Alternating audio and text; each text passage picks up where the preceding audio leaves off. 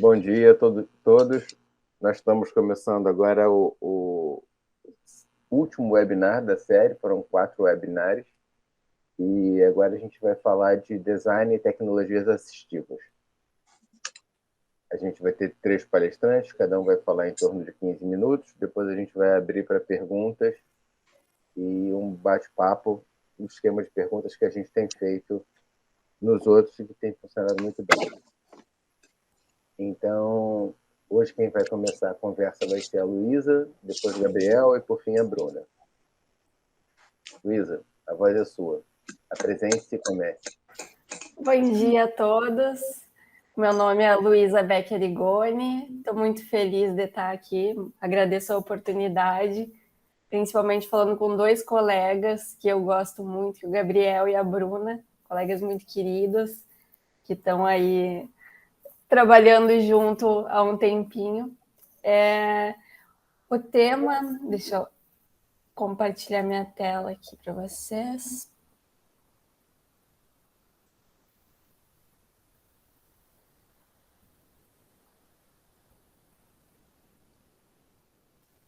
Apareceu aí para vocês? Sim, apareceu. Maravilha. Está aparecendo a tela inteira, pelo menos está aparecendo o PowerPoint inteiro e não a apresentação. Sim. Agora eu vou para a apresentação. Isso. Aí. Então, muito obrigada. Então, eu sou designer e sou pesquisadora em tecnologia assistiva. Sou doutoranda em design pelo programa de pós-graduação em design da ESD, UERJ. E o tema que eu trago para vocês hoje é o design para as pessoas com deficiência e as pessoas com deficiência. Quando a gente fala em design para pessoas com deficiência, geralmente a gente está falando dessa área, o tema do nosso webinar, a tecnologia assistiva, né? Que é uma área do conhecimento de característica interdisciplinar que engloba produtos, recursos, metodologias, estratégias, práticas e serviços que objetivam promover a funcionalidade relacionada à atividade de participação de pessoas com deficiência, incapacidades ou mobilidade reduzida, visando sua autonomia, independência, qualidade de vida e inclusão social. Essa é a definição brasileira de tecnologia assistiva, feita pelo Comitê de Ajudas Técnicas brasileiro. Só que quando a gente fala de tecnologia assistiva, existe uma enorme lacuna, porque 15% da população tem algum tipo de deficiência, ou seja, 1 em cada 7 pessoas se beneficiaria do uso de tecnologia assistiva, mas só 10% da demanda global por tecnologia assistiva é atendida, né? Isso quer dizer que 1 a cada 10 pessoas que precisam tem acesso a recursos de tecnologia assistiva apropriados a essa pessoa. E ainda se estima um índice de 75% de abandono dos produtos assistivos. Esses são dados da OMS. Eu queria pedir, eu acho que alguém está com o microfone aberto, está dando um retorno. Aí, se puder desligar, eu agradeço. Acho que melhorou. Obrigada. E por isso, né, por essa lacuna que eu trago para vocês, se recomenda o envolvimento da pessoa com deficiência, do usuário da tecnologia assistiva, em todos os aspectos da tecnologia assistiva. Então, trazendo uma citação da Bersch, da Rita Bersch, que é uma referência em tecnologia assistiva brasileira, ela diz que o usuário conhece a realidade que ele vive, o problema que ele deseja ver superado por meio da tecnologia, conhece suas habilidades potenciais que já foram experimentadas e poderão ser aproveitadas, conhece os diferentes contextos onde a tecnologia será inserida, os limites existentes nesses contextos e suas possibilidades. Mas, por mais que essa recomendação seja muito forte na literatura sobre a tecnologia assistiva, geralmente a inclusão do usuário se dá principalmente no levantamento de dados de projeto e na fase final de avaliação dos protótipos da tecnologia assistiva. Ainda um relatório de 2017 da produção de tecnologia assistiva do Brasil, né, de pesquisa, desenvolvimento e inovação em tecnologia assistiva, descobriu que, por mais que os pesquisadores e projetistas considerem que a pessoa com deficiência está incluída, eles entendem que a participação como objeto de estudo é participar do projeto. Então, os autores da pesquisa fizeram essa pergunta e os coordenadores dos projetos responderam que a pessoa com deficiência participa como objeto de estudo. E os autores da pesquisa entendem que, na verdade, isso não é uma participação, né? Não é uma participação efetiva. Então, de qualquer forma, existe uma necessidade de melhorar a participação do usuário nos projetos, né? Para que participe de todo o processo, idealmente. E quando a gente não envolve o usuário nos projetos, acontecem o que as pessoas com deficiência vêm chamando de disability dongles, né? Os dongles são esses adaptadores que a gente coloca em dispositivos para que fiquem dispositivos inteligentes, né? São adaptadores da deficiência.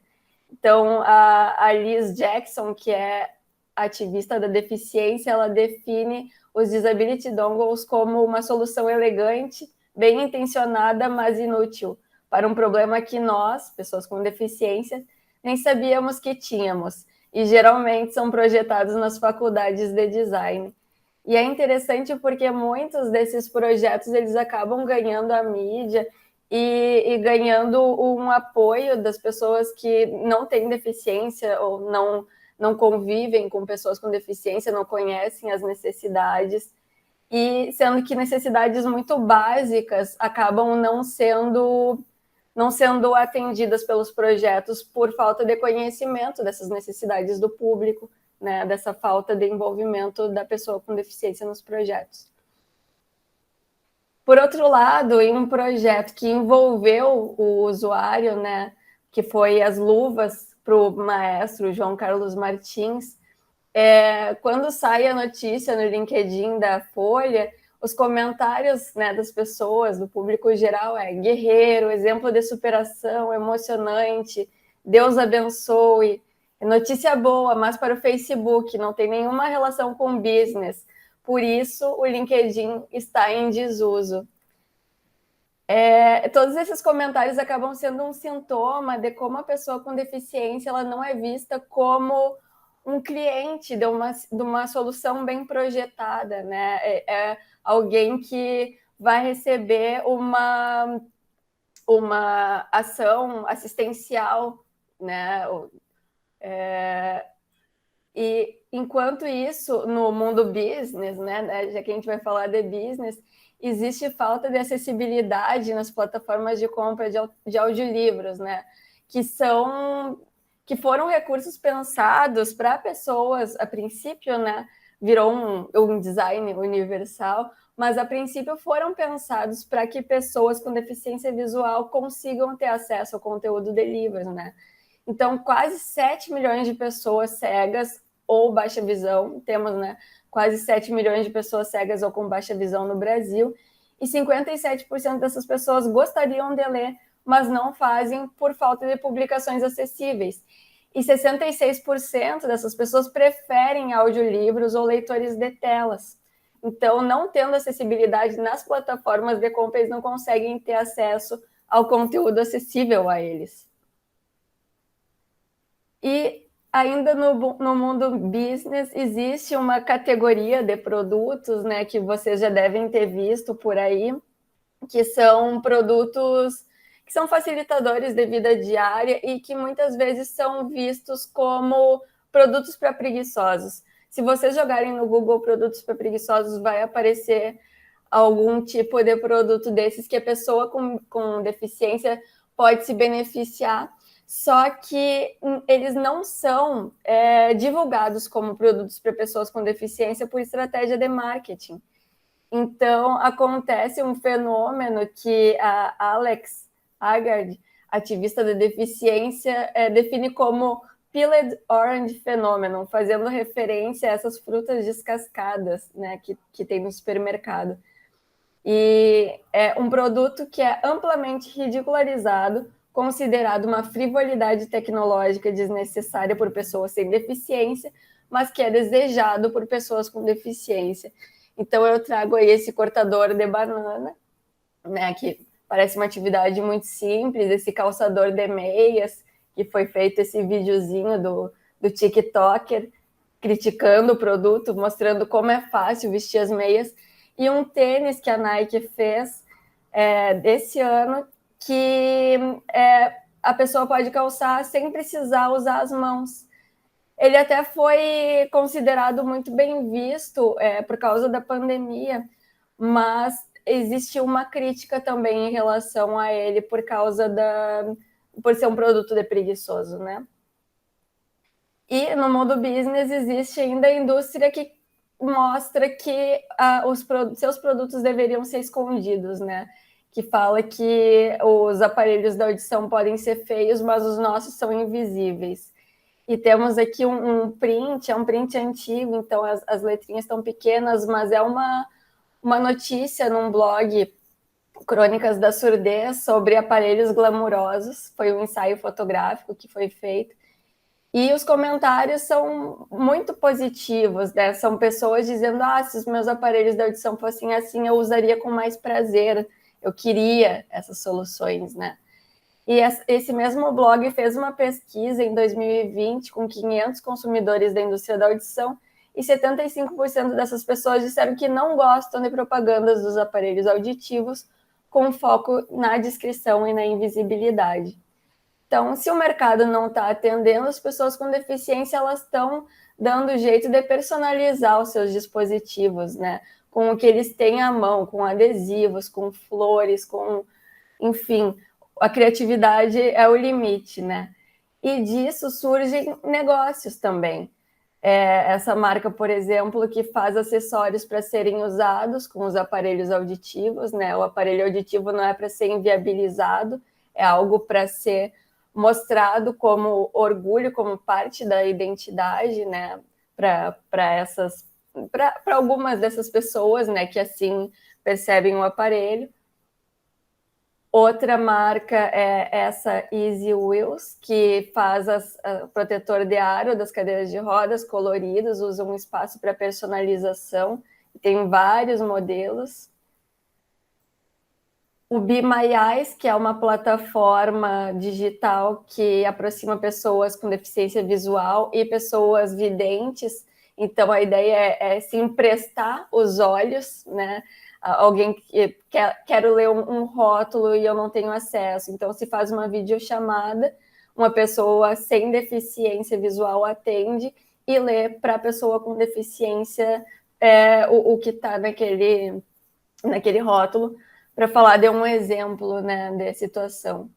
E é legal que todas essas três ideias, né, todos esses três negócios, eles são feitos por pessoas com deficiência, eles foram idealizados por pessoas com deficiência, que conhecem muito bem suas necessidades, né, e seus desejos.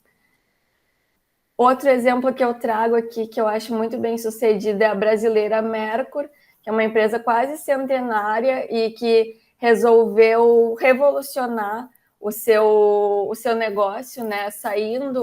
Os empregados saindo da fábrica, indo conhecer realidades onde seus produtos eram usados, e começou a usar de cocriação com pessoas com deficiência, com professores que trabalham com necessidades especiais, com pessoas, enfim, da fábrica, profissionais de saúde, pessoas da comunidade, enfim, para criar produtos e depois experimentar.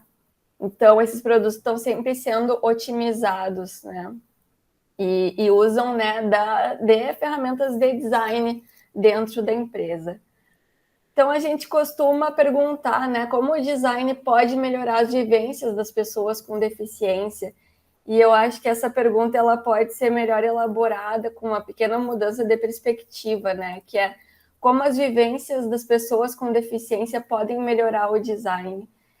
A deficiência é um universo de muita diversidade, de muita criatividade, estratégias, E, sem dúvida nenhuma, essas experiências,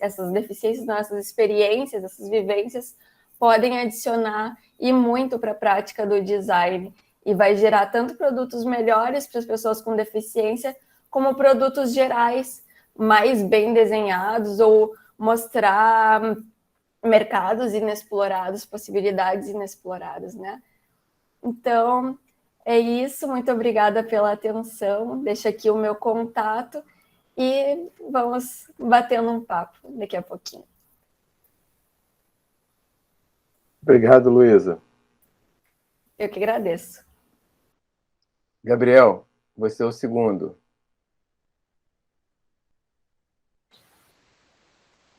Vamos lá. A voz é sua. Obrigado. Apresente-se.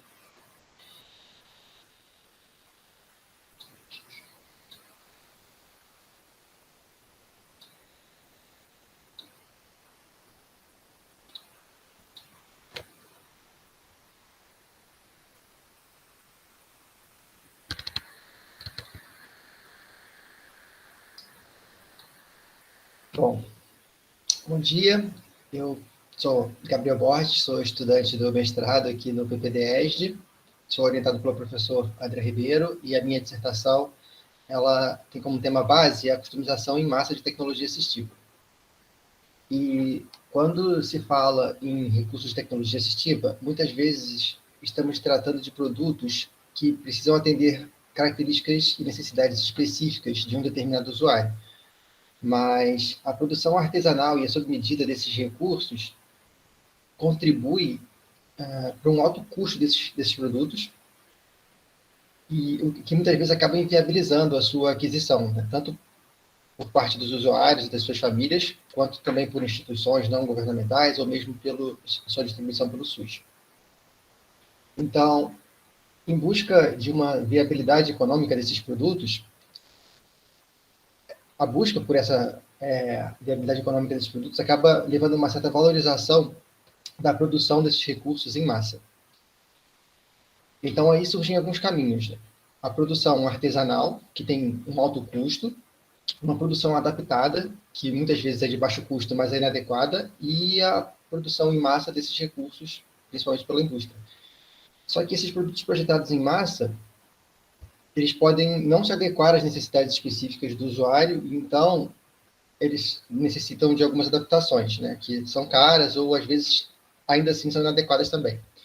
Algumas semanas atrás, conversando com uma terapeuta ocupacional de um hospital aqui do Rio, um hospital público aqui do Rio, ela me contou que é muito comum que os pacientes recebam, por exemplo, cadeiras de rodas, mas são cadeiras inadequadas, porque quem doa, embora esteja fazendo uma boa ação, fazendo a doação, prefere doar 3, 4 cadeiras, mas que sejam mais baratas, mais simples, mas que acabam sendo inadequadas a essas pessoas, do que fazer uma doação para uma pessoa só, que só uma pessoa vai ser beneficiada, mas que seria beneficiada corretamente, vamos dizer assim, né? Então, as pessoas acabam recebendo essas doações, mas tem um produto que não é ideal para elas, de forma que elas precisam receber algum tipo de adaptação no próprio hospital.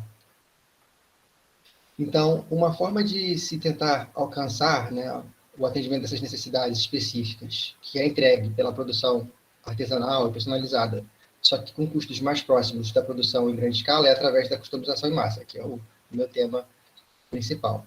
E o conceito de customização em massa está relacionado à capacidade de se prover produtos ou serviços que sejam personalizados por meio de processos flexíveis de produção em grandes volumes e com custos razoavelmente baixos. Então, essas estratégias, elas podem estar presentes em vários momentos do ciclo de vida do produto, como, por exemplo, o próprio projeto e a fabricação, ou o marketing e a venda, e a distribuição desses produtos aos usuários finais. São várias as estratégias possíveis, que eu não vou tratar aqui nessa apresentação, e elas podem, inclusive, ser utilizadas em conjunto, né? Você não precisa escolher uma das estratégias, pode mesclar, vamos dizer assim, essas estratégias. E também são vários os níveis em que o produto ele pode ser customizado. Então, você tem desde a padronização pura, em que, na verdade, né? Não tem a customização, embora seja considerado um nível de customização, ela não existe efetivamente, até a customização de padronização pura. E até a customização pura. E aí, no meio, você tem níveis que vão ficando cada vez menos padronizados, né? A customização vai acontecendo cada vez mais cedo no processo, no ciclo de vida desse produto. E dessas estratégias, uma das mais promissoras é a modularização de componentes. Nela, os componentes modulares são padronizados, e então são projetados e construídos de modo a permitir que eles sejam configurados de forma variada. E aí, então, a economia se dá através da produção em grande escala desses componentes, enquanto a customização se dá através das inúmeras possibilidades de configuração. Só que, apesar disso, ainda pode ser necessário que um ou mais desses módulos sejam fabricados sob medida, para que eles fiquem mais adequados a um determinado contexto, uma necessidade específica. Então, esses módulos especiais, eles podem ser desenhados a partir de um modelo digital pré-definido e modificados, utilizando a modelagem paramétrica. Parâmetros, eles são valores que têm um efeito sobre um resultado em um determinado processo. E a modelagem paramétrica, ou design paramétrico, é um design que se utiliza desses parâmetros e da relação entre eles para definição de uma forma geométrica, né? Estamos nesse caso, pelo menos. De forma que o design do objeto ele é substituído pelo design do processo que vai gerar o objeto. Um software bastante utilizado como interface base para esse tipo de modelagem é o Rhinoceros, em conjunto com um plugin específico chamado Grasshopper 3D, e ele permite que os designers eles gerem formas paramétricas complexas, mudando, né, facilmente através de uma interface gráfica esses parâmetros, mesmo que o designer ele não tenha nenhum conhecimento, por exemplo, de programação, de scripts, ele consegue fazer essas modificações através da interface gráfica. Embora saber programar vai aumentar o potencial da ferramenta, porque você pode usar os scripts, né, as ferramentas que já estão no software e que fazem as modificações para você, ou você pode criar as suas próprias. Então, saber programar tem essas vantagens. E esses parâmetros eles podem ser mudados, tanto como entradas manuais. Aqui na imagem tem uns slidezinhos, você pode colocar o número direto, por exemplo, número de lados de uma determinada forma geométrica, ou você pode mudar a cor colocando o código RGB e assim por diante. Você pode fazer essas entradas de forma manual. Você pode fazer essa entrada através de sensores variados e também através de bancos de dados, né? Então, você pode, por exemplo, colocar uma imagem, um modelo em 3 dimensões que tenha sido registrado através de escaneamento 3D do corpo da pessoa. E esse dado entra no sistema e você pode criar formas a partir deste parâmetro também. Eu vou mostrar aqui um pequeno vídeo, tem 1 minuto mais ou menos de um vídeo no YouTube, para ilustrar mais ou menos a utilização da ferramenta para vocês, para não ficar muito no discurso, né? Vocês estão vendo? Sim.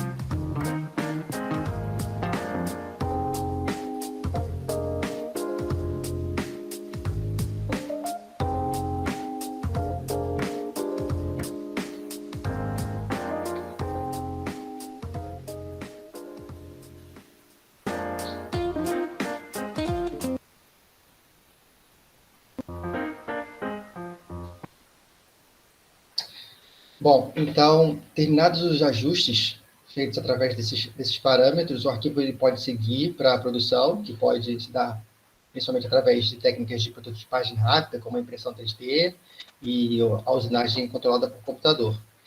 A técnica ela proporciona uma boa flexibilidade para a adequação desses produtos às características corporais do usuário e bastante agilidade nesse processo, que é essencial na customização, em especial na customização em massa de tecnologia assistiva. Né? O desafio maior aqui está em se estabelecer quais são esses parâmetros que vão ser projetados, né, antecipadamente, e garantir que as entradas de dados sejam corretas, porque se você entra os dados errados, ele vai gerar um arquivo correto do ponto de vista da programação, mas que não serve ao usuário no final das contas.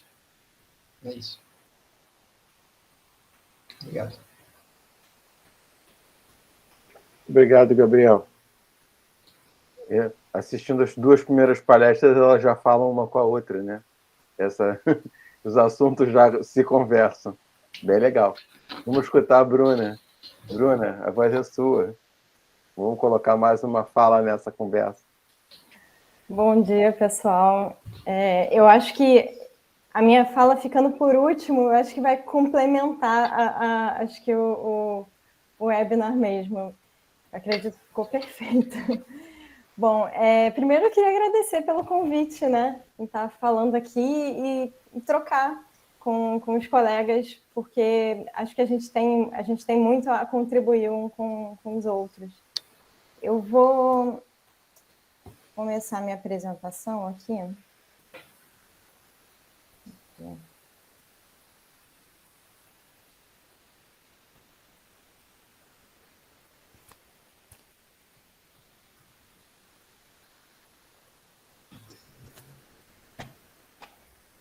Vocês estão conseguindo ver certinho minha tela? Sim. Sim. Bom, então, meu nome é Bruna Milo, eu sou pesquisadora e doutoranda em design, né, pelo programa da EJA, e eu sou orientada pelo professor Sidney Freitas.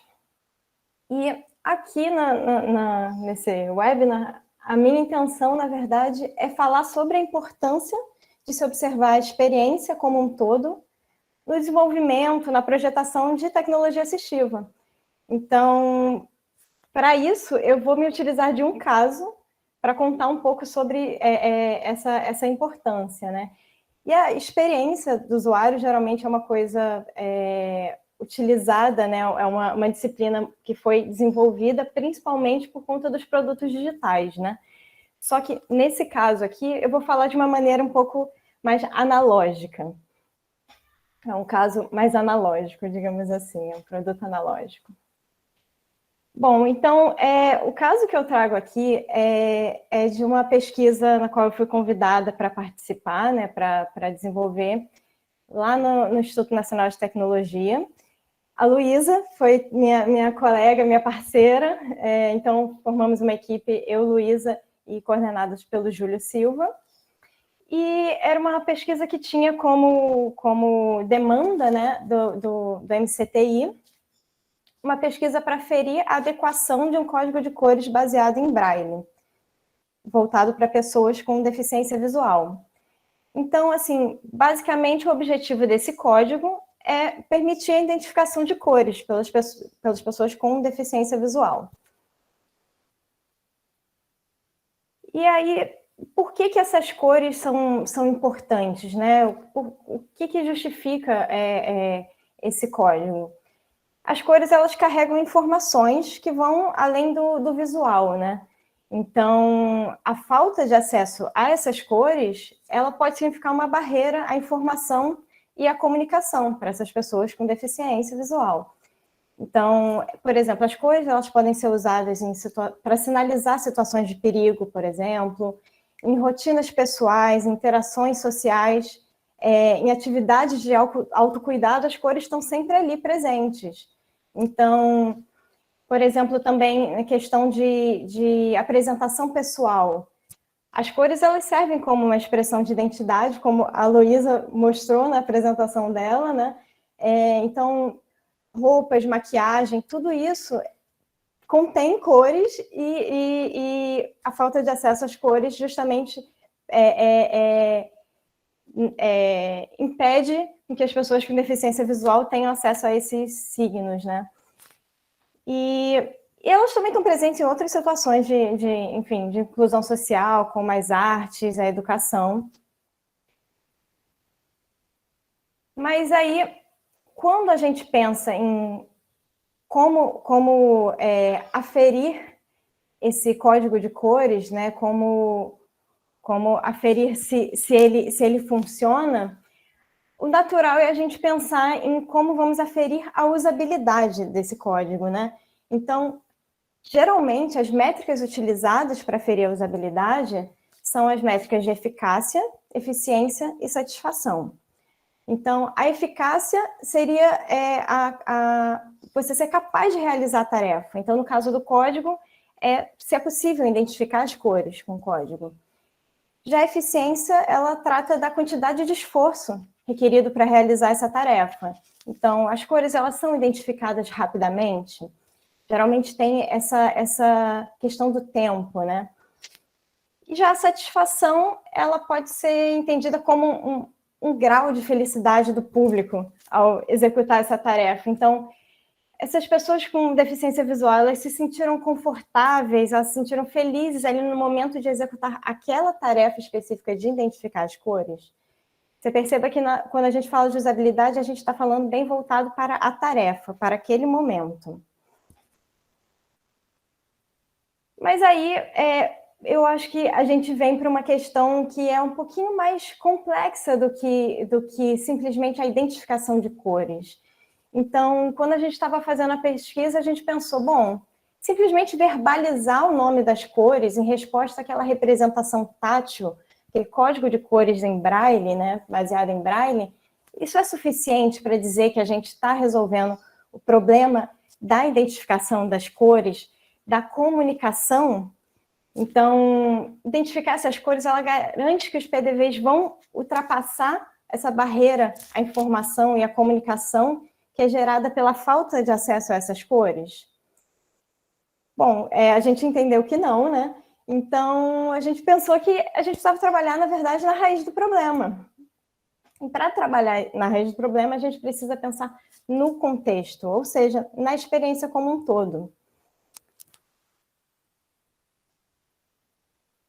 Então, é aí que a gente precisa falar um pouquinho da diferença da usabilidade para a experiência, porque a usabilidade ela é só uma caixinha dentro de um campo muito maior, que é a experiência. A usabilidade ela é mais voltada à habilidade de um usuário em realizar aquela tarefa específica, de maneira eficaz, eficiente e satisfatória, né? Já a experiência, ela é uma coisa mais ampliada, mais abrangente. Ela considera não só a interação ali naquele momento, mas também os pensamentos, os sentimentos e as percepções resultantes dessa interação. Então, a experiência ela vai pensar além daquele momento específico em que a pessoa vai identificar, né, a cor.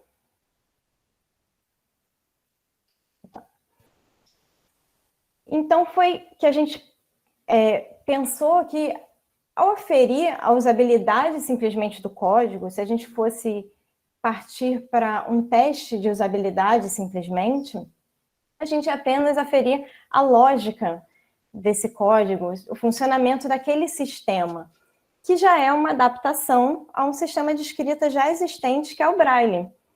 O Braille já é um sistema existente, bem aceito e usual dentro desse universo. Então, se o código é em Braille, né, é baseado, pelo menos em Braille, a sua construção é baseada na construção do sistema Braille, e os PDVs, que são o público, são, então, as pessoas que têm domínio do Braille. Então, a gente ia acabar testando quase que a proximidade desse código ao sistema Braille. Quem consegue ler Braille, consegue ler o código? Tudo bem, isso é uma resposta? É uma resposta, mas você pode ampliar essa visão. Eu acho que A Luísa trouxe isso um pouco na fala dela, e eu acho que isso complementa. Porque quando a gente pensa em aferir a experiência do código, a gente passa a entender o contexto todo e a relação com essa solução proposta, que é do código de cores. Então, além de a gente aferir a eficácia, isso no nosso caso, né? No caso do código de cores, além de a gente aferir a eficácia e a satisfação dos usuários, que são as métricas de usabilidade, né? A pesquisa que a gente fez, que foi uma pesquisa qualitativa, preliminar, ela foi uma pesquisa de experiência, que ela também permitiu coletar os sentimentos, as percepções resultantes dessa interação. A gente conseguiu entender todo o contexto. Então, eu vou trazer aqui uma definição do Hasenhall, que é sobre design de experiência, que ele diz que o design de experiência ele tem o foco no usuário e ele parte do porquê para projetar o que e o como. Então, ele dá um passo atrás para pensar primeiro o porquê. No nosso caso, como a gente estava avaliando um código que já estava feito, já estava desenhado, então a gente já tinha o quê, né? Então a gente deu um passo atrás e conseguimos entender o porquê para poder pensar o como esse código pode ser útil. Ele realmente ele se adequa ao contexto das pessoas com deficiência visual.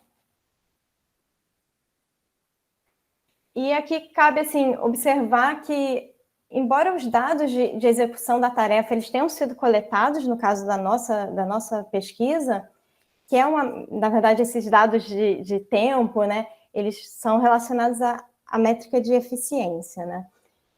A gente não contemplou o estudo da eficiência, de fato, no caso dessa pesquisa, porque ela merece um estudo comparativo, uma coisa longa, porque o que é eficiente se eu não tenho um parâmetro para comparar, né? Então, isso é uma próxima fase, uma segunda etapa, digamos assim, dessa pesquisa. Então, a gente não pode dizer que a gente fez uma pesquisa de usabilidade inteira, porque a gente mediu a eficácia e a satisfação, e a eficiência ficou como uma métrica a ser avaliada a mais longo prazo, né? E aí eu trago, assim, de uma forma bem resumida, os resultados. A gente está em vias de publicação de um artigo que vai tratar, assim, sobre todo o método e sobre todo o desenvolvimento dessa pesquisa. Então, eu posso compartilhar com quem estiver interessado depois esse artigo.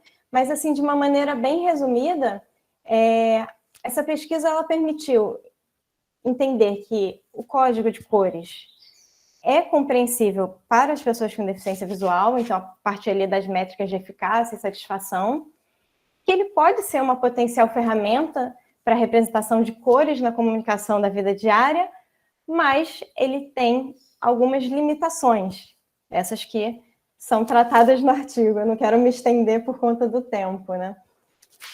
E, assim, a parte essencial, principal desse nosso estudo foi pensar o porquê lá, e a gente entendeu esse como também.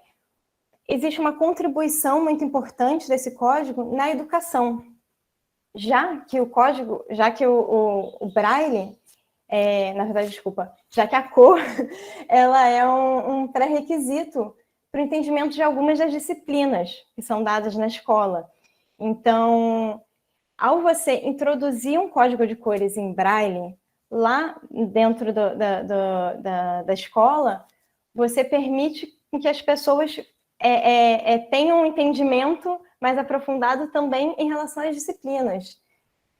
Então, essa foi uma das grandes contribuições, né, da nossa pesquisa, e que não seria possível chegar se a gente não tivesse pensado na experiência como um todo. Bom, é isso. Eu agradeço. Aqui também está o meu contato, e se alguém tiver interesse, eu posso compartilhar o artigo assim que ele estiver publicado. Obrigada. Eu tenho, sou o primeiro da fila. Estou curiosíssimo de ver isso acontecendo. Né? Só não vou exercer aqui o meu direito de começar fazendo pergunta, porque seria indelicado, então vou abrir primeiro para a plateia. Eu deixei um teaser só. Vou abrir primeiro para a plateia e aí, assim, bom, preferi ouvir de vocês como um grupo ou de cada indivíduo as suas curiosidades sobre o trabalho dos três. Eu achei um conjunto de trabalhos muitíssimo interessante.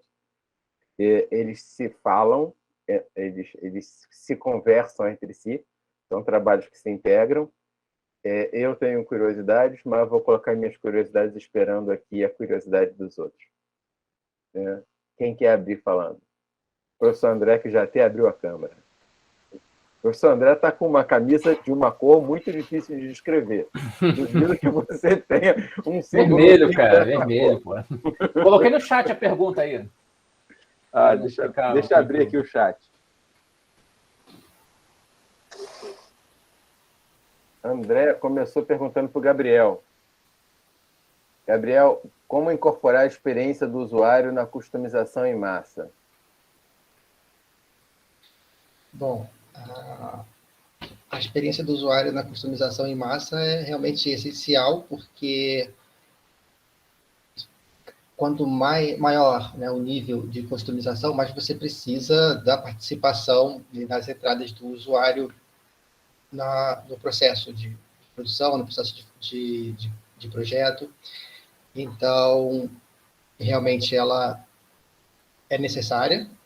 Quanto mais você quer que seja personalizado aquele produto.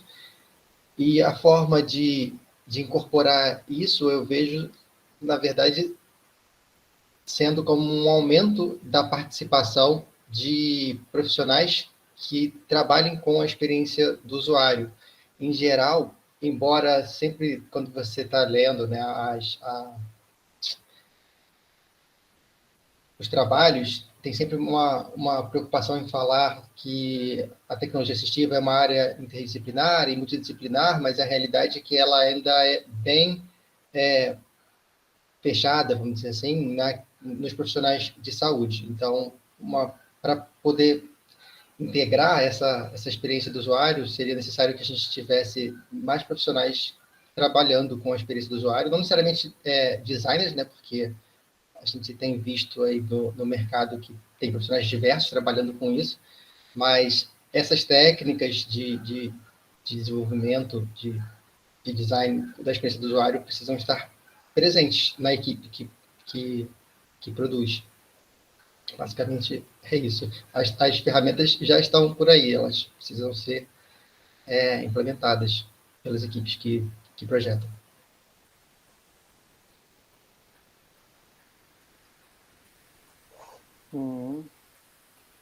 Eu posso complementar também a fala do Gabriel? Pensei numa coisa aqui também. Por favor, Bruno. Eu imagino que também a experiência do usuário, né, essa pesquisa da experiência, ela vai dar insumos para você descobrir quais são esses parâmetros a serem colocados ali, porque muitas vezes a gente tem uma pré-concepção daquilo que a gente acha que vai ser interessante para essas pessoas, e quando você coloca essas pessoas de fato participando, você descobre que às vezes preocupações que você tinha, né, que foi o que a Luísa falou, né, essa coisa de você gerar uma solução para um problema que nem eles sabiam que eles tinham, preocupações que você tinha, às vezes elas podem não existir. Às vezes são outras preocupações, aí você descobre outras formas de poder ajudar enfim, e aí isso se torna um produto muito mais útil, né, para as pessoas que vão consumir, né?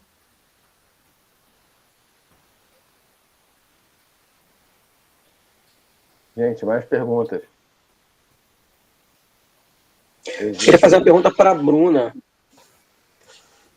Bruna, eu vi que você citou o Hasenhall, né, falando de comece pelo porquê.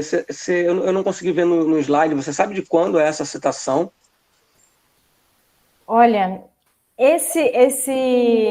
Essa citação, na verdade, ela vem da enciclopédia de design de interação, se eu não me engano, né? Como é que é o nome? E eu acho que eu nem coloquei aqui na bibliografia, erro meu. Mas ele não tem data, eu não consigo achar data, é um arquivo digital. E eles não dataram. É do Interaction Design Foundation. Eu pergunto porque tem uma linha de planejamento de negócio, de design de negócio, né, que tem o Simon Sinek, não sei se vocês conhecem, Simon Sinek, que bombou com esse livro, né? Comece pelo Porquê em 2009. Eu estou achando que o Simon não foi original. É só essa dúvida.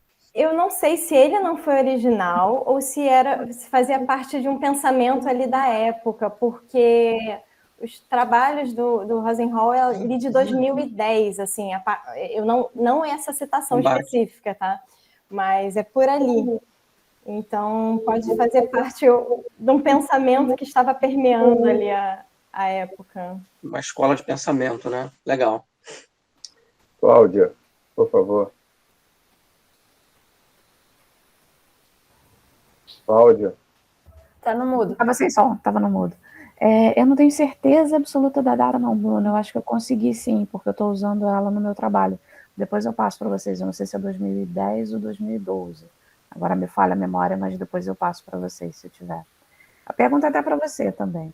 Eu lembrei, né, falando sobre pessoas com deficiência, eu lembrei de uma pessoa com quem eu trabalhei alguns anos atrás, que é um arquiteto, que ele enxergava as cores, mas quando colocavam todas juntas, ele tinha um problema de visão para a cor, então ele via tudo como uma grande escala de cinza, né, porque dependia da tonalidade da cor.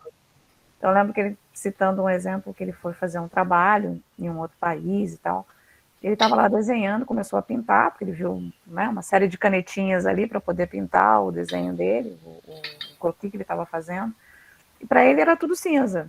E ele começou a pintar achando que ele estava, né, são várias tonalidades, enfim, mas na verdade não era, né, eram várias cores. E as pessoas estavam olhando, nossa, como ele é criativo, porque ele está misturando as cores de uma forma. Então, não sei como é que está nesse trabalho que vocês fizeram.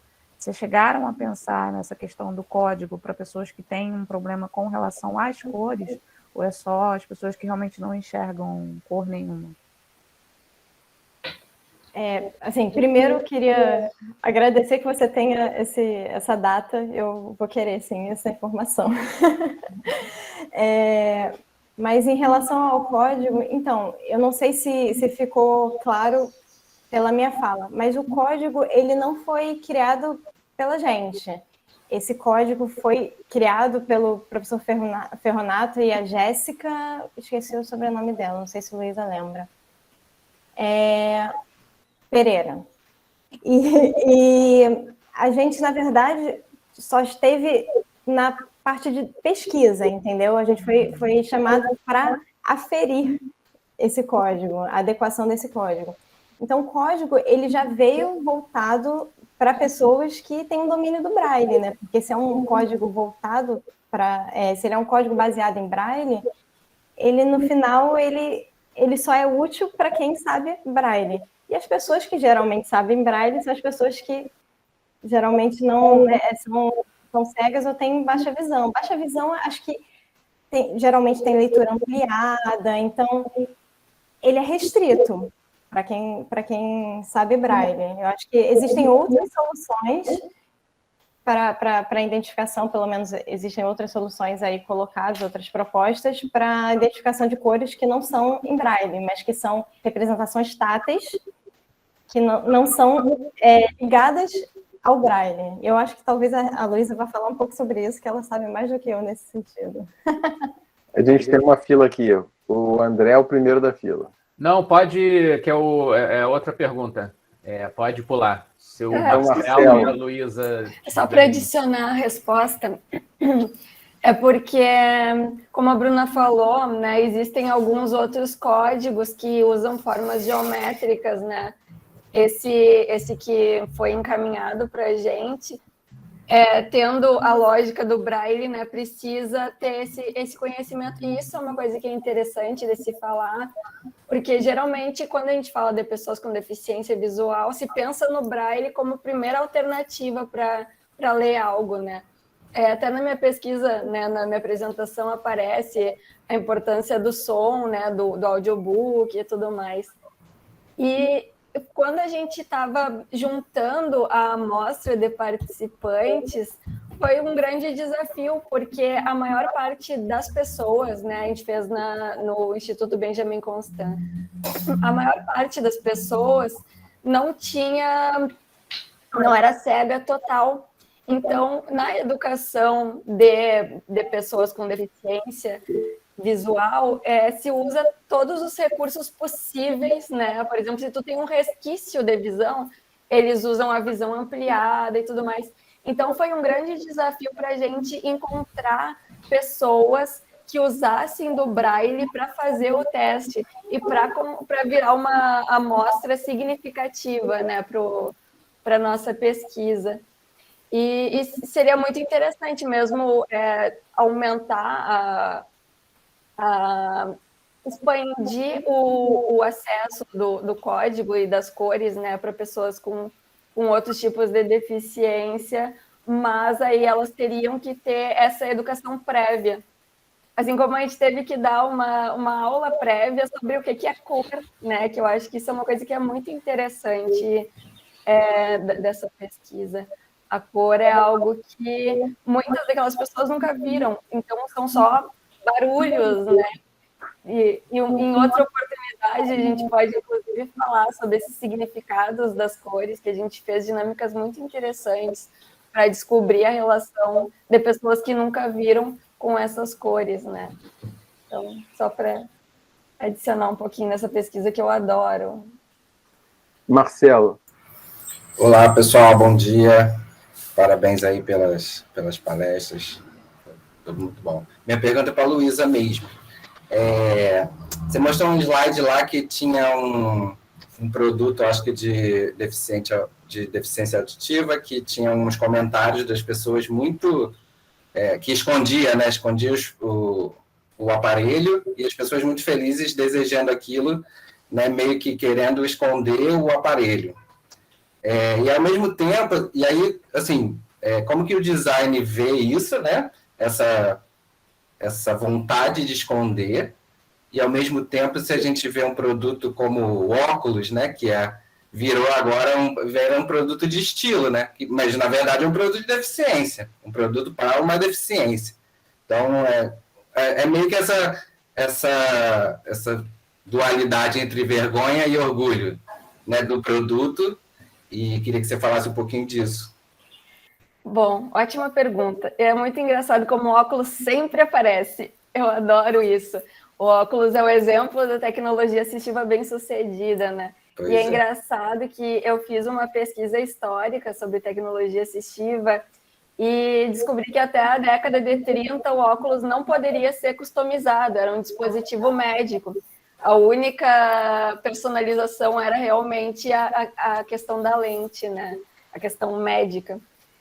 Sobre o esconder o produto, na verdade, tem duas possibilidades aí, que é o esconder o produto e tem a personalização do produto, é uma valorização do produto. E quando a gente fala de pessoas com deficiência, a gente tem toda uma diversidade, né, que eu acho que o Gabriel bem falou, e essa diversidade abrange, além da deficiência, a questão individual. E aí a gente tem essas pessoas que podem ter um certo constrangimento, e tem pessoas que estão cada vez mais abraçando a deficiência como uma característica da identidade, e estão usando essas personalizações, né, para mostrar os dispositivos que permitem elas ser quem elas são, fazer as atividades. Então, eu acho que o design ele tem que estar muito atento a esses grupos e essas diferenças de atitudes em relação às deficiências. E entender que esses produtos, assim como todos os produtos que a gente usa, eles são mediadores de comunicação, eles são mediadores de participação social, né? Então, o designer ele vai entender quem é aquele grupo, não vai ver a pessoa com deficiência como um grupo homogêneo, porque não é muito longe disso, e vai projetar junto a elas a partir dos seus desejos. Eu acho que ele tem um potencial de trazer uma comunicação muito mais positiva aos produtos e reduzir também esse estigma que carrega, né, o produto, e trazer uma atitude mais positiva para que outras pessoas também tenham uma relação mais amistosa com seus produtos de tecnologia assistiva. Perfeito, obrigado. Bom, a vez agora é do André, mas Letícia, você quer iniciar uma nova pergunta ou você quer complementar alguma coisa em relação a esse assunto? Porque para começar uma nova pergunta, a vez é do André, para complementar, eu acho que é o momento. Não, é uma nova pergunta. Então vamos deixar o André, que ele está na fila já esperando. Obrigado. Não, na verdade, a minha pergunta é mais geral. E aí eu queria ouvir os três, né? Mas vamos lá.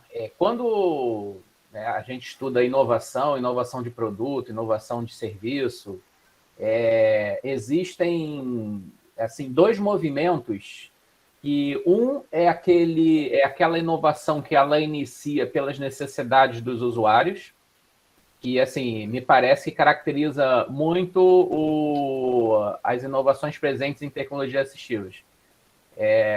Alguém vai lá, né, o designer, o engenheiro, o médico, ele olha para o paciente, vê as suas necessidades, vai para um laboratório, reúne com equipes multidisciplinares e oferece uma solução.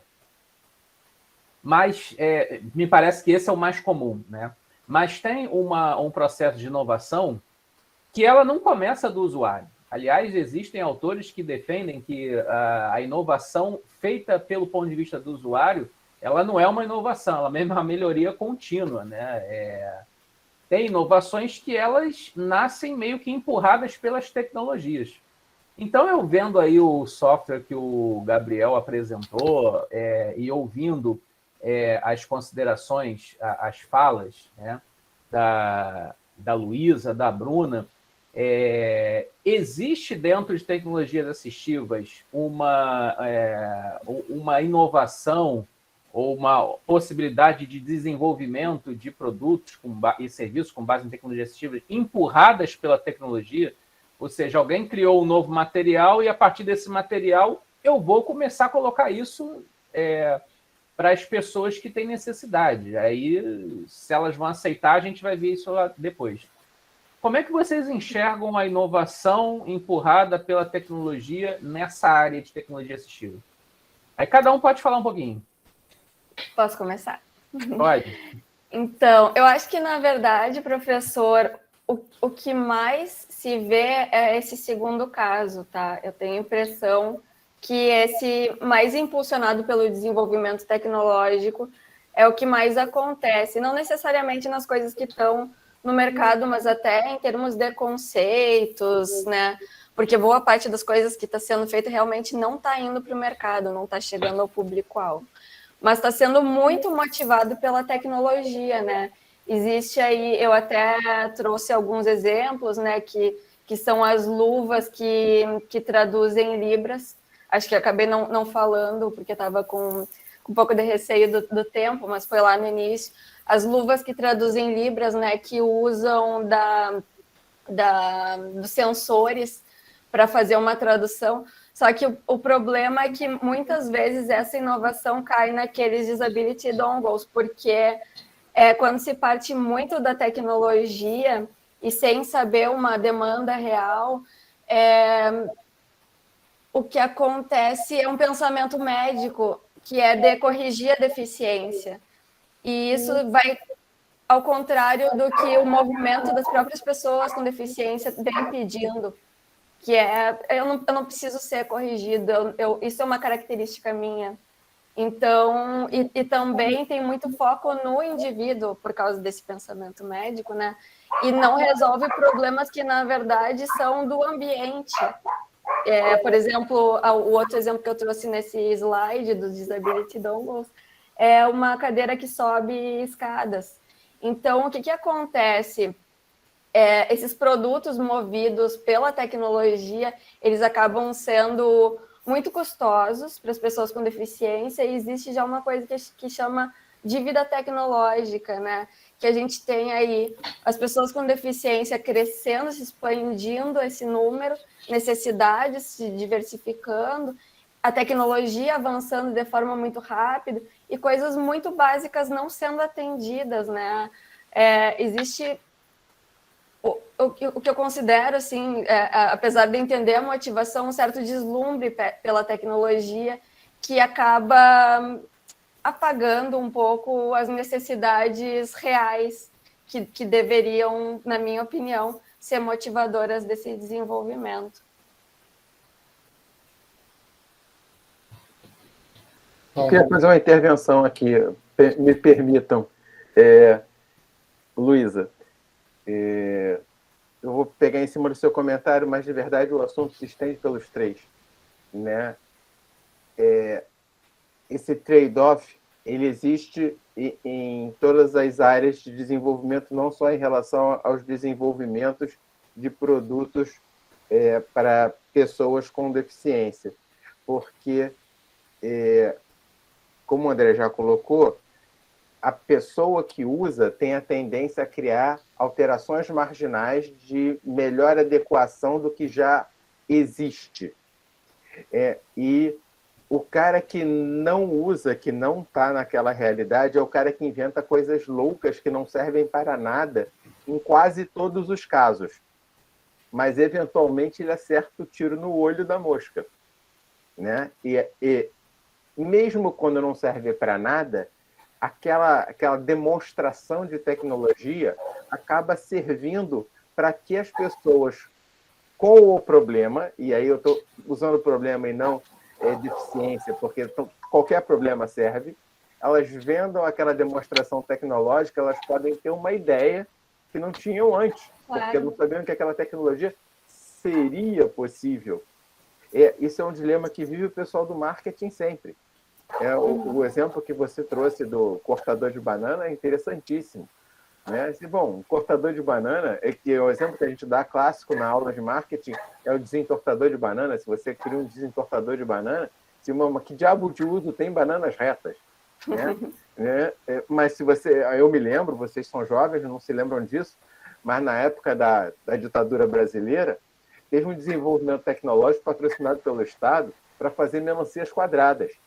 Sim. E aí era um troço muito simples. Se criavam umas grades de aço e você botava a melancia dentro daquela grade quando a melancia estava nascendo. E aí a melancia crescia quadrada, virava um cubo a melancia, porque ela crescia presa dentro da grade. Custava uma fábula a grade, colocar a grade, tirar a grade, levar a grade, e o que se ganhava? Espaço nos caminhões. Claro. É o tipo do raciocínio, sem querer parecer muito preconceituoso, militar, em que eu resolvo um problema que não existe com um custo absurdo, né? Porque eu posso, né? Então, trazendo esse mesmo... E isso foi noticiado na mídia, né? Porque eu lembro de ver fotografia dessa coisa inteligente que era melancia quadrada. Sem contar que cortar a melancia quadrada deve ser um pesadelo, mas isso é outra história. Enfim, esse trade-off de inovação, ele está sempre presente em todas as áreas, em todos os lados. Claro, claro. Eu vou suspender as minhas perguntas, porque eu acho que a coisa está andando, mas eu tenho perguntas e curiosidades também para os três. Bom, Gabriel e Bruna, por favor, continuem respondendo, André.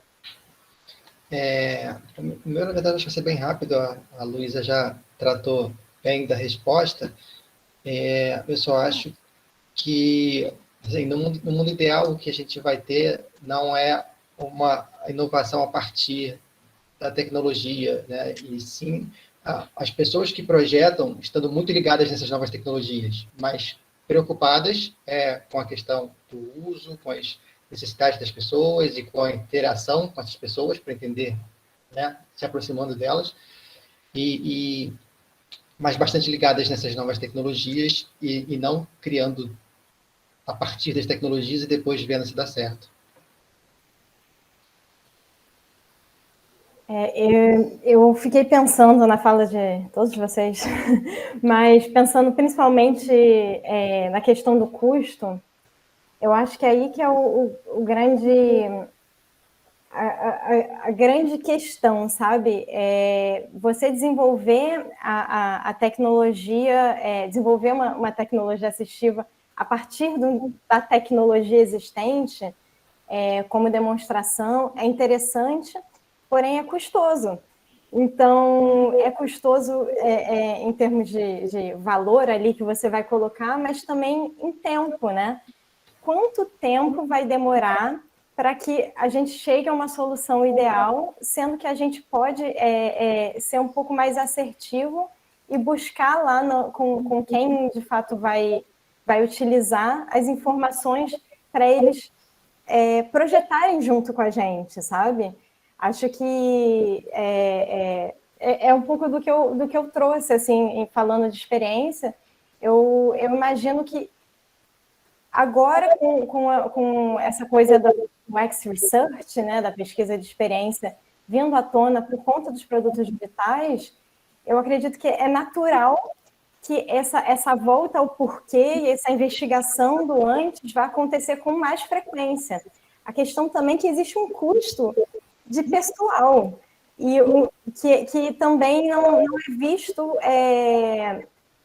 como eu vou dizer assim, como é uma coisa que é um pouco abstrata e não tem um resultado assim imediato, nem sempre isso é tão valorizado.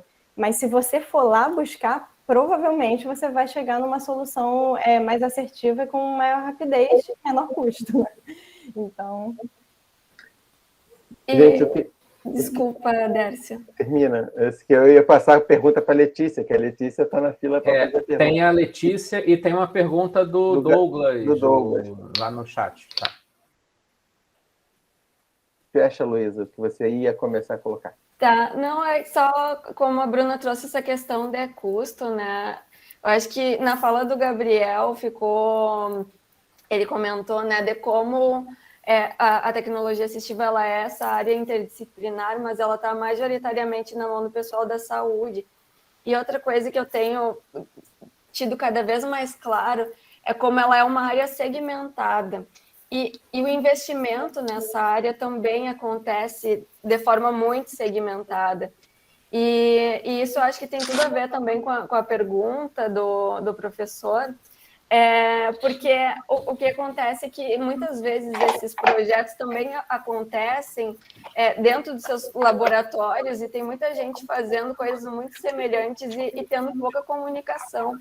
Então, é uma área que é estratégica, que é muito estratégica e importante, não só para as pessoas com deficiência, mas para desenvolvimento de um país, por exemplo. E as coisas estão acontecendo muito pontualmente, sabe? E olhando muito para essa parte tecnológica e não tendo essa disseminação e essa continuidade que seria ideal de acontecer também. Só para complementar aí. Cláudia, você vai falar ou vai entrar na fila para fazer pergunta? Não, posso entrar na fila, tranquilo. Então, eu não tenho certeza quem perguntou primeiro, se foi o Douglas ou foi a Letícia, mas eu vou dar vez para a Letícia falar, o Douglas espera, até porque ele já escreveu a pergunta dele. E eu estou curioso de saber o que a Letícia tem para perguntar. Obrigada, parabéns a todos, as apresentações foram maravilhosas, primeiro. E, Luísa, eu tenho, na verdade, uma pergunta que eu sempre tenho em relação às cadeiras de rodas que você citou. Você citou, né, que as pessoas doam as cadeiras de rodas mais baratas, e ao invés de atender uma pessoa, não atende ninguém. Na verdade, a minha dúvida é como que o público das cadeiras de rodas ele é extremamente amplo. Ele podem ser pessoas com inúmeras deficiências diferentes. Então, como que um objeto, né, um produto em si, consegue fazer essas adaptações necessárias para cada pessoa, sem ser $1 milhão para as pessoas realmente conseguirem comprar e usar e ter o produto sem morrendo dinheiro. Então, eu vou falar muito rapidamente, né? Mas um produto atender, isso não existe, não é um produto, ponto. A cadeira de rodas tem que ser muito personalizada, e nisso eu vou repassar a pergunta para o Gabriel, que tem tudo a ver com a pesquisa dele. E na verdade, a informação da cadeira de rodas foi ele que trouxe, mas depois qualquer coisa eu volto. Não tem realmente como você garantir que uma cadeira vai ser 100% adaptada à pessoa, né? Uma cadeira produzida de forma industrial e em grande escala. O que acontece, e aí, de certa forma, até já uma parte da resposta para o Douglas, é que existem alguns sistemas em que você tem peças que são intercambiáveis, né? São módulos, não necessariamente módulos, mas você pode trocar ali o assento, um assento que é pequeno, médio, grande, ou o apoio do pé, que é curto, médio e longo. Mas são restritas essas adaptações e ainda assim não atendem todo mundo. Então, o que você pode fazer para melhorar, e o que eu tenho buscado, você tem um sistema modular que você pode trocar, mas ainda assim, em muitos casos, você vai precisar de uma adaptação para além desse módulo. Então, você vai tentar buscar uma diminuição dos custos através da modularidade, por exemplo, mas vai ter que ter outras estratégias de customização para baratear uma customização extra que seja necessária em alguns casos. Não tem como mesmo você garantir que um produto industrial vai ser bom para qualquer pessoa, né? Um produto que você faz essa adaptação. E, aliás, uma coisa que é interessante de pontuar é que existem produtos que são personalizados e alguns que são personalizáveis. Então, você pode tanto construir uma cadeira específica para alguém, muito específica para essa pessoa, você pode ter uma cadeira base que você pode trocar algumas peças, e às vezes você tem peças que são moldáveis, por exemplo, pela própria pessoa durante o uso. Né? Então, tem essa diferenciação que é bom pontuar, de que é uma coisa que é personalizada e algo que é personalizável, inclusive, pelo usuário. Gente, eu vou me despedir de vocês, eu vou fechar minha câmera, eu não vou sair da reunião eletronicamente, mas vou sair fisicamente, porque eu não vou sair eletronicamente porque eu não sei o que acontece, mas eu tenho um problema para resolver que tem que ser nesse horário, eu estou saindo. Tá? Parabéns a todos, gostei muito. Vou ficar morrendo de curiosidade, vou ver a gravação para saber a pergunta da Cláudia. Décio, eu acho que você poderia colocar as tuas perguntas e sair. E depois deixa gravar e depois a gente vai para a pergunta da Cláudia. Eu vou colocar as minhas perguntas e vocês respondem na medida do possível, depois eu assisto a gravação. Até porque se esse troço ficar gravando infinitamente, depois eu vou cortar. Né? Sim. Aí eu vou cortar a ponta da gravação. Uhum. E vou deixar só a parte do vídeo que interessa. Uhum. Tá? Então, eu vou postar as minhas perguntas aqui no chat e aí você me coloca na sequência, mas deixa a Cláudia entrar agora. Tá bom. Tá bom? Perfeito. Gente, obrigado, valeu, foi super legal. A apresentação de vocês foi super encaixada. Uhum. Né? Acho que se vocês não combinaram, foi uma sincronicidade.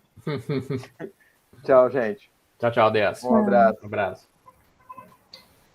Vamos lá, Cláudia. Qual é a sua pergunta? Então, na verdade, eu vou trazer mais um elemento para a discussão. Então, quando a gente fala de tecnologia hoje, a gente lida muito com uma questão de trazerem necessidades que a gente, na verdade, não tem, né? E aí acabam se criando vários produtos e a gente tem celular, cada hora joga fora para criar outro celular, para comprar um outro produto, de necessidades que a gente, na verdade, não tem, são criadas para a gente. Então, como é que fica isso com relação às pessoas com deficiência? Porque, na verdade, as necessidades, às vezes, não mudem com a mesma rapidez ou não mudem, né? Como é que fica a obsolescência programada nessa história? Tem discussão sobre isso? Como é que é isso? Está acontecendo alguma coisa ou não? Que pergunta interessante, Cláudia. Uma perspectiva, na verdade, que me parece um pouco inversa do que a gente costuma encontrar na literatura e nas discussões, né? Na verdade, a gente tem aí várias necessidades não exploradas, não atendidas, né? Uma área com uma carência muito grande, e a parte da obsolescência programada, realmente, eu nunca vi uma discussão que trate. Não sei se Gabriel... Eu também nunca vi nenhuma discussão sobre isso, mas o que você geralmente encontra é, na verdade, a obsolescência do produto por causa de uma evolução, né, da condição da pessoa. Por exemplo, é uma criança e ela cresce, ou a condição dela muda, às vezes em meses, e aí ela não pode mais usar aquele produto, né? Mas com relação à programação disso, para que a pessoa compre, como a gente vê no mercado mais amplo, né? Nunca vi nada sobre isso. Eu arriscaria dizer, né? Não é a minha área central, mas eu já estudei um pouquinho de evolução tecnológica, né, de uma maneira geral. Arriscaria dizer que essa obsolescência tecnológica ela se dá ditada pelo próprio ritmo da evolução tecnológica, de materiais, de formas, de aplicações combinadas com sistemas aplicativos, enfim. É interessante isso, professor, porque realmente tem essa situação, né, do que está sendo feito, né, em termos de desenvolvimento tecnológico, mas que não está indo para o mercado, né? Uhum. Então, acho que em termos práticos, essa obsolescência em termos de materiais, de tecnologia, isso não está acontecendo, porque eu estava falando que isso acaba... essa questão da obsolescência tecnológica, ela acaba não chegando efetivamente ao mercado. Pelo menos não se vê na maior parte dos produtos que estão aí, né? Muito mais essa obsolescência por questão de uso e outros problemas que a gente tem aí, né? Como eu falei lá na minha apresentação, tem uma taxa de abandono dos dispositivos, né, de até 75%. E muito disso é por uma insatisfação de uso, por falta de adequação daquele produto à pessoa, né, no sentido... isso que o Gabriel comentou, né, das cadeiras de rodas, é muito, muito sintomático, né, de como se dá, sei lá, 3 cadeiras de rodas de menor qualidade, né, e isso é um fator importante para o abandono, porque a pessoa não vai estar... Enfim, tem que haver uma adequação da pessoa à cadeira, não da cadeira à pessoa. Então, o que aparece mais na literatura da área realmente é mais essa inadequação dos produtos do que uma obsolescência, porque a tecnologia evoluiu. Uhum. Até porque é um mercado que, se a gente for comparar com o outro, está muito ultrapassado, né? Se a gente for comparar com o mainstream. Sim, perfeito. Bom, vamos para as perguntas do Décio. A primeira pergunta que o Décio faz é para a Luísa, né? O diagnóstico da falta de interação entre as PCD e os projetistas foi bem mostrado. A pergunta é como essa situação persiste, mesmo no relacionamento com as faculdades de design, onde os métodos privilegiam mais e mais a voz do usuário. Isso é muito interessante, assim, e é uma coisa que me fez iniciar a minha pesquisa, né? Como que uma atividade que tem o usuário como centro, né, ela modifica quando se projeta para a pessoa com deficiência, né? E aí um dos motivos para isso é essa visão médica, que é uma visão histórica estabelecida sobre as pessoas com deficiência, que a característica do corpo acaba vindo antes da pessoa, né? Então, se pensa em grupos homogêneos, colocando, é surdo, então ele é só isso. E disso, por uma questão da nossa atividade, que fala de, nós somos uma atividade que trabalha com empatia, eu acho que isso acaba trazendo uma certa dificuldade de compreensão, que a empatia ela vai até determinado ponto.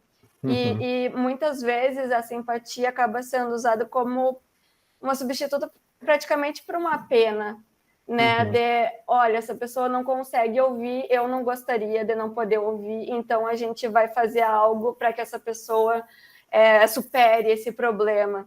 Então, essa é uma visão que existe de tempos imemoriais, assim, assistencialista, e que influencia muito a nossa cultura.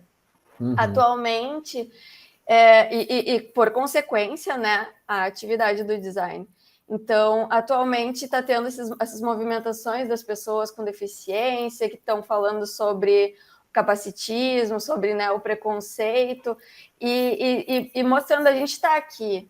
Nós estivemos institucionalizadas dentro das nossas casas por muito tempo, nos inviabilizaram. Então, mas a gente existe, a gente tem as nossas demandas e a gente quer ser ouvida. Então, o próximo passo é realmente envolver e trazer efetivamente essas pessoas, né? Que existia uma desculpa de que, eu não conheço, eu não tenho acesso, mas essa desculpa ela já não está mais colando. Agora a gente precisa evoluir esse comportamento e eu acho que a atividade do design ela tem que puxar esse trem também. Sim. Um pouco para o lado a gente está falando aqui em tecnologia, em experiência do usuário, mas entra muitas questões de ciências sociais, né? Tem muito as ciências sociais também vinculadas a essa discussão, e não apenas a discussão técnica da medicina, do design. Exatamente. Por isso a área interdisciplinar, né? Exato. Gabriel, a pergunta do Décio para o Gabriel. Parametrização muda a fabricação, mas exatamente muda a fase do projeto, separando concepção, a ideia do projeto especificamente. A pergunta, como as impressoras 3D e fabricação em casa afetam esta realidade? Gabriel? Oi, eu estava tirando aqui o mudo. Eu vejo as impressoras 3D e outras ferramentas computadorizadas que têm se popularizado, na verdade, apenas como mais uma ferramenta, né? Elas podem ser bem usadas ou mal utilizadas. Então, essa questão de separar ou não a concepção, assim, com relação ao uso, né? Ele coloca aí fabricação em casa, né? Não necessariamente a pessoa fazendo a sua própria, mas alguém menos qualificado. Isso já existe, essa fabricação de produtos de tecnologia assistiva que não são adequados e que não são bem projetados e bem produzidos, ela já existe essas adaptações, né? Então, a impressora 3D ou qualquer outro tipo de tecnologia de prototipagem rápida, na verdade, não vão, por exemplo, aumentar esse problema ou reduzi-lo. É só mais uma forma de você fazer uma adaptação mal feita ou não, ou uma produção bem feita ou não. Até porque esses equipamentos, né, eles ainda têm o seu preço, não são totalmente acessíveis e exigem um certo grau de habilidade para. Então, eu também concordo com essa tua posição. Eles existem, é uma alternativa, né? Mas eu não vejo nada sendo descentralizado, ou seja, você passar para o usuário a capacidade de conceber, projetar, né? Enfim, eu vejo também mais como uma alternativa. E eu também não entendo, por exemplo, que deva se tentar coibir ou proibir, por exemplo, Sim. que o próprio usuário, né, faça as suas adaptações, né? Acho que é mais uma questão de cultura, de que procure alguém que pode te ajudar a fazer algo melhor para você, né, para te ajudar nesse processo, do que também, tipo, não faça nada. A gente pode pensar assim. Exatamente. Bom, e uma pergunta para a Bruna. Bruna, o importante são as cores ou a informação que elas carregam, né? Como lidar com o repertório de cores? Isso é bem pergunta de engenheiro, né? Eu faria também uma pergunta dessa. Né? Então, o importante são a informação que as cores carregam, de fato, não as cores. E as cores, elas carregam informações, significados que, na verdade, tem muito a ver com a experiência e com a cultura, né? Com a vivência com as outras pessoas. Então, isso foi uma coisa interessante que a gente estudou ali na nossa pesquisa, porque a gente fez antes mesmo de iniciar um curso que a gente deu sobre o código de cores, né? E nele a gente explicava um pouco da teoria das cores e tal. A gente fez uma dinâmica de livre associação de palavras para entender como eles associavam as cores a significados diversos, né? E entender de que forma isso corrobora com os significados que os videntes têm, né? E a gente descobriu que eles são próximos, eles são os mesmos porque eles aprendem com os videntes o que verde é esperança, que verde é natureza, que o amarelo é o sol. Então, são associações que eles fazem por aprenderem durante a vivência. Só que a falta da visão dessas cores torna tudo muito abstrato, sabe? Então, acaba sendo um pouco essa verbalização. Não, o roxo, por exemplo, roxo é Dia das Bruxas. Tem umas coisas assim, sabe? E até teve uma coisa interessante também na pesquisa, que uma das participantes falou, inclusive, de cores preferidas. Mesmo sem necessariamente enxergar essas cores, teve uma situação em que ela falou, não, minha cor preferida é lilás. Porque o significado de lilás, ela era uma pessoa, assim, fofa, entendeu? Então, acho que combinava, mas ela não tem noção do que é o lilás, mas o significado de lilás interessante isso, né? Muda apenas a maneira de onde a informação vai até o cérebro, mas a informação vai até o córtex cerebral, né? Ela não vai através do campo visual, né? Mas vai de outra maneira, né? Então é bastante interessante essa discussão das cores, as informações que elas carregam, o sentimento que elas trazem, né? E assim, acho que a questão das roupas, da roupa é uma coisa que é muito mais fácil de a gente fazer essa conexão, né? Tiveram participantes que falaram, por exemplo, que só usavam preto, justamente para não ter que pensar muito nessa questão das cores, né? Para não errar. Mas tem gente que, por exemplo, falou que não, eu só uso vermelho. Eu gosto de usar vermelho. Então, eu pergunto primeiro para alguém da família, para um amigo, essa camisa que é vermelha, ela é legal? Então, eu vou usar essa camisa. Então, isso é interessante. Bacana. Legal. E aí tem uma segunda pergunta, né? Não, como lidar com o repertório de cores? Então, porque eu acho que tem mais uma outra questão, né, em relação ao repertório de cores. Acho que, assim, as cores, os nomes das cores já são uma coisa, assim, já é subjetivo a nossa percepção de cores para os videntes. Então, para alguns é azul, para outros é verde. Então, isso já é subjetivo e existe um repertório muito grande de tons que a gente não sabe como comunicar. Então, por exemplo, no código que a gente estudou, a gente trabalhou com nomes que eram do tipo laranja avermelhado, verde azulado, mas isso é muito assim, não diz muita coisa, sabe? E eles levantaram a questão de como é que eles iam se referir a nomes que são, às vezes, comerciais. Por exemplo, como é que eu sei que é um azul Tiffany? Sabe? Como é que isso vai estar lá escrito? Como é que eu vou saber que é um azul Tiffany? Ou, enfim, existem outros nomes, ou rosa pink.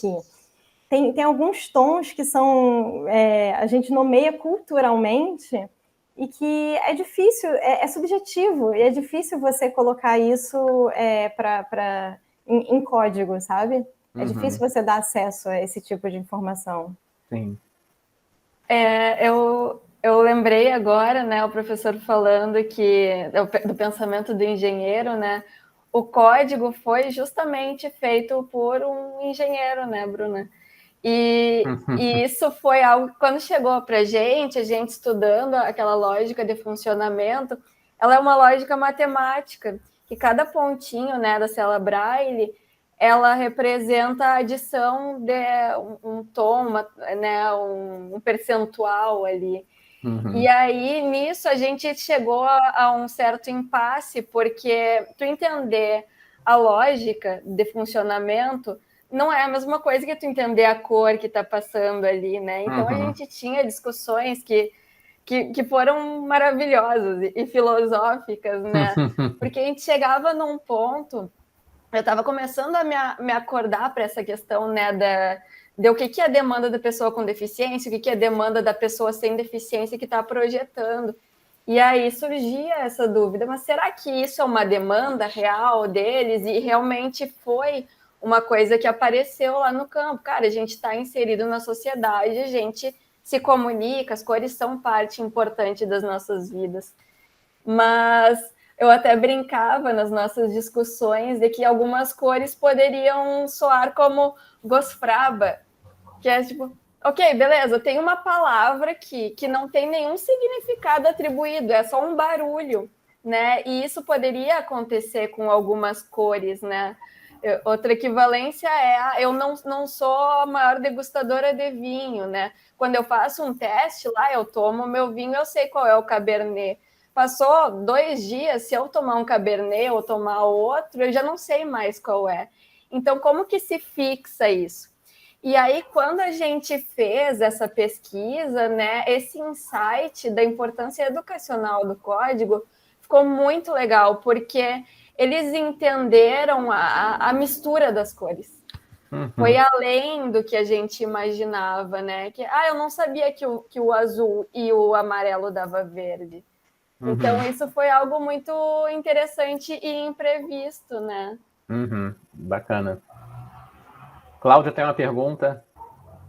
Na verdade, até um comentário em cima do que a Bruna estava falando. Eu me lembrei até, porque, na verdade, as empresas hoje, né, de moda, enfim, em relação a esmalte ou a batom, por exemplo, elas usam os nomes que nem usam a cor, né? Vai vir boneca de luxo, por exemplo. Que cor é a boneca de luxo? Eu não tô chutando o nome, mas tem uns nomes assim absolutamente absurdos, são completamente inacessíveis, né? A gente nunca pensa sobre isso, né? Sim. É interessante. Se for no esmalte, eu vou na tinta, Cláudia, de tinta de parede, né? Souvenir, coral, os nomes das cores são as coisas mais criativas, né? Chiclete, alguma coisa, são nomes muito diferentes, assim. Não, né? eu comprei, quando eu fiz obra aqui em casa, uma cor chamada algodão egípcio.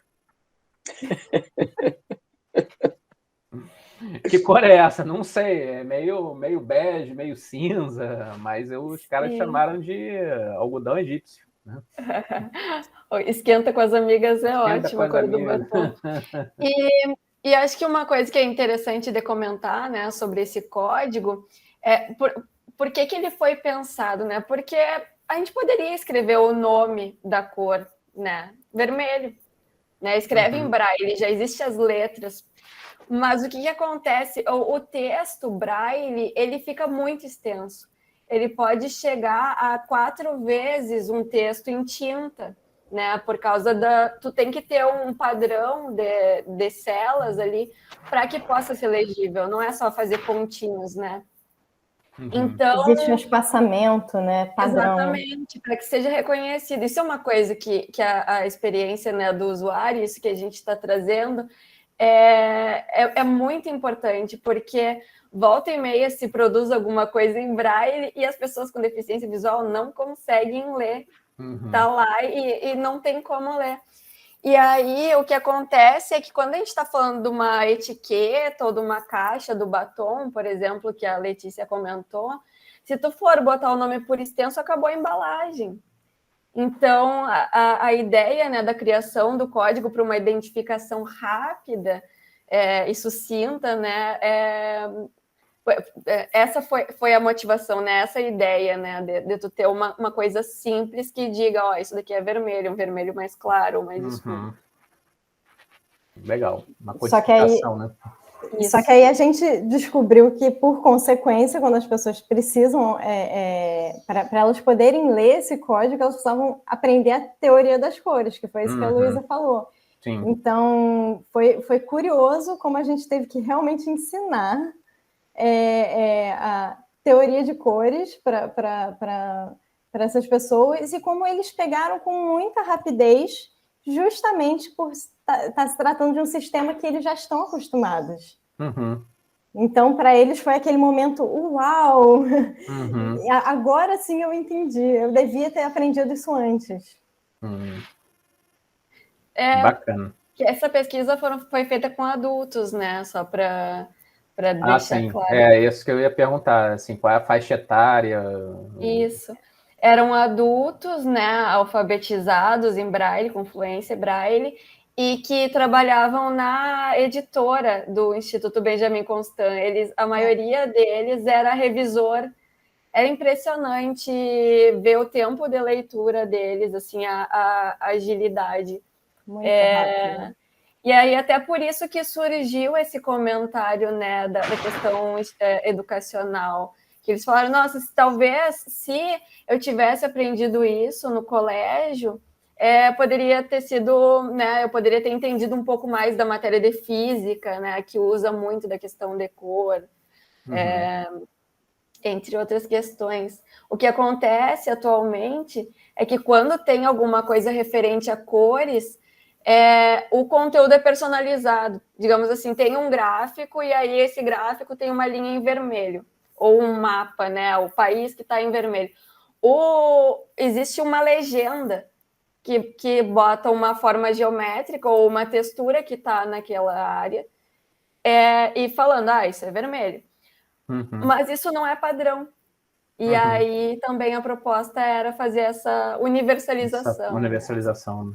Cada professor, em cada disciplina, acaba aplicando uma legenda diferente. Então, isso é um problema. Para você aprender a ler aquele mapa, para você aprender a entender, por exemplo, arte, né? Um quadro do Mondrian, você precisa entender primeiro aquela legenda. Então, é um aprendizado duplo. Exatamente. E super abstrato, né? Letícia, pode fazer essa pergunta. Na verdade, é um comentário até sobre treinamento de pessoal, né? Porque os professores, e aí eu vou dar o exemplo da minha mãe, que é professora de ensino médio e fundamental, mais de ensino médio, que ela não gosta de fundamental, mas ela um dia entrou em sala, de repente tinha 3 alunos cegos. E ela não tinha sido nem informada disso. E aí, a primeira vez, ela não sabia o que fazer. A primeira prova que ela fez a prova, diz ela, toda errada, porque ela sublinhou um termo e diz, olha, assim, destaque a forma verbal do termo destacado. E eles não tinham como entender o termo destacado. E ela não sabia disso. E aí eles foram explicar para ela depois, e aí ela teve que reaprender a fazer prova. E hoje ela é a professora dos cegos, assim, tipo, todos os alunos cegos que caem, caem nas turmas que ela dá aula, vão inevitavelmente pro NAPNE, né, que é o serviço lá, que vão ter uma aula especial com ela, de português, porque ela aprendeu a dar aula para os alunos cegos. E fazer prova e todas essas coisas, porque eles mesmos diziam, a gente não quer uma prova diferente dos outros alunos, a gente quer uma prova igual, só que a gente quer uma prova que a gente consiga fazer. E foi um super aprendizado que também é necessário, né? E que é muito pouco feito. Tanto... Esse seu comentário, Letícia, é muito relevante no sentido... Primeiro, assim, como é que algumas instituições tratam do assunto, né? Um belo dia tua mãe entra em sala e tem 3 alunos cegos, então se vira nos 30. E um outro aspecto que da sua fala acho que traz como um aprendizado você não precisa ter pós-doutorado em Libras ou... Se você tiver um treinamento assim, básico, né, você já consegue resolver, sei lá, 80% do problema da interação, né? Não estou nem falando dessa questão que você colocou na prova, tem que ser diferente, tem que ser em braille. Não, às vezes não precisa. Às vezes você com algum... Os alunos todos usavam o DOSVox, o sistema lá que lê para eles. Isso. Então, só o que ela precisava fazer era uma prova que eles não precisassem voltar o texto com frequência, porque ir e voltar era muito difícil. Eu já aprendi todas essas técnicas porque ela fica me ensinando. Mas... Não, e dependendo da situação, nem essa tecnologia às vezes precisa, né? Precisa de uma pessoa lendo a prova, né? É uma coisa assim, às vezes, tão simples. E que quem não conhece, quem não é da área, fica totalmente perdido. E às vezes uma orientação básica com ações muito simples já resolve, se não resolve de uma maneira 100% ideal, mas resolve bem, né? E coloca todo mundo num espaço único. Então, acho que falta um pouco isso também, né? Das adaptações. E, assim, o que me chama muita atenção são essas adaptações simples, né? Não é aquela coisa totalmente rebuscada que acaba se tornando inviável, né? Em alguns casos. Mas as ações simples, as iniciativas simples. Sim.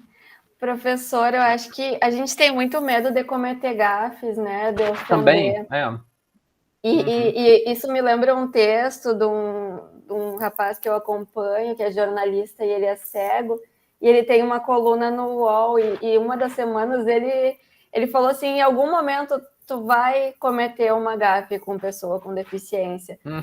Fica tranquilo, sabe? Tipo, só esteja aberto para ouvir. A Fernanda Gentil, acho que apareceu outro dia, ela estendendo a mão para um entrevistado cego. Era lá, quietinho, e ela com a mão estendida lá. Era a foto da coluna, era essa, inclusive. Então.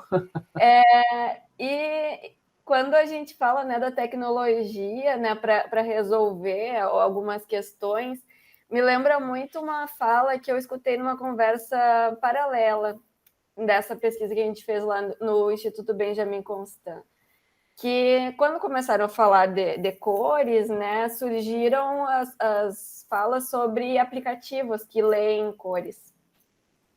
E aí, numa dessas, escutei 2 meninas conversando e uma delas diz assim, fulana, sabe qual é o melhor aplicativo?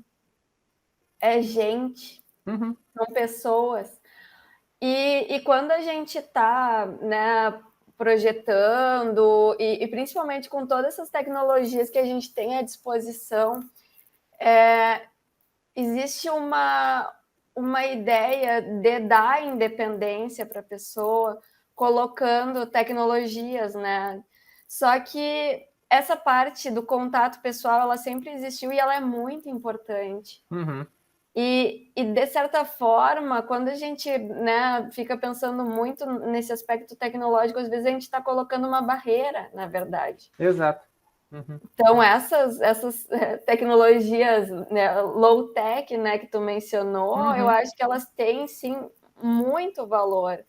Até porque, pensando nisso que a Letícia falou, né, no material didático, isso que está sublinhado, está destacado, aí o leitor não entende que está sublinhado.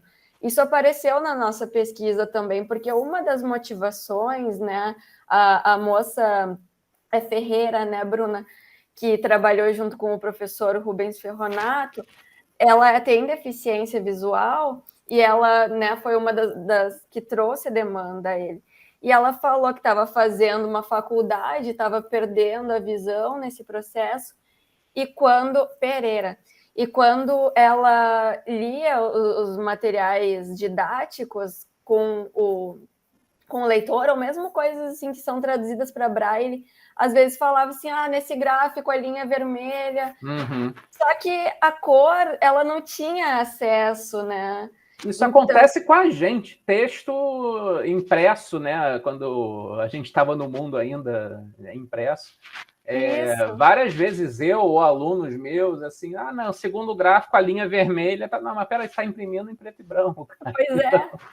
Então a gente vê que existe uma camada um pouco abaixo ainda do que se quer resolver, que é o básico, que é aquela coisa que eu falei antes, talvez, né, não desvalorizando o desenvolvimento tecnológico, que é muito importante, né? Isso. Mas às vezes, antes de se pensar na cadeira de rodas robótica, que vai custar uma fortuna, que sobe escadas, a gente podia pensar na rampa, né? Então, antes de pensar em toda uma adaptação, por que não fazer uma boa adaptação daquele material didático para, né, uma tradução tátil? Perfeito.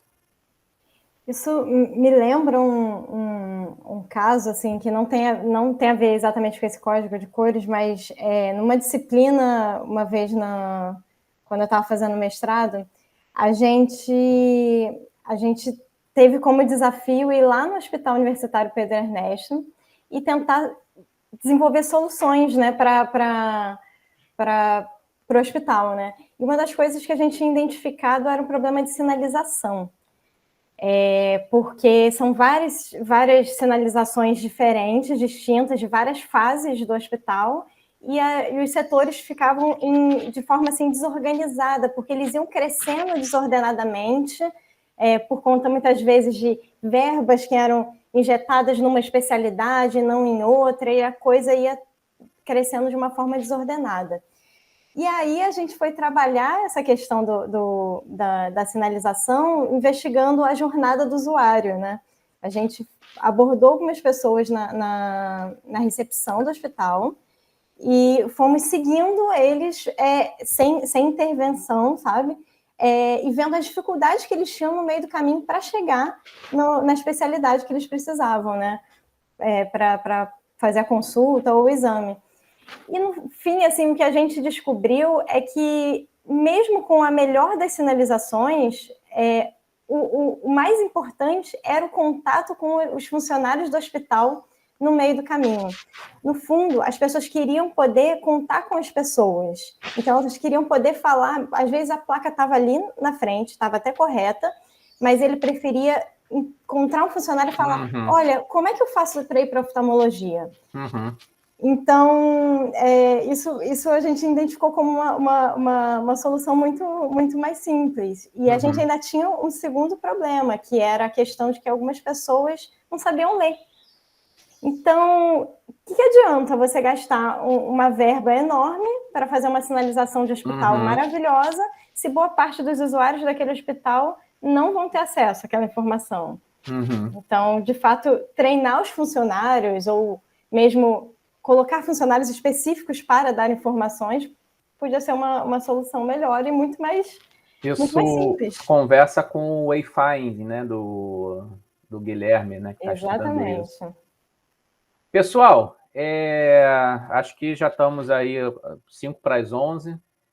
Gostei muito das discussões, assim, altíssimo nível. Então, mais uma vez, queria parabenizar a Bruna, o Gabriel e a Luísa pela condução das suas pesquisas e pela palestra, e desejo sucesso na condução das pesquisas de vocês e que elas, em breve, consigam gerar aí artigos, teses e dissertações e que a gente possa vencer essas barreiras que foram colocadas aqui.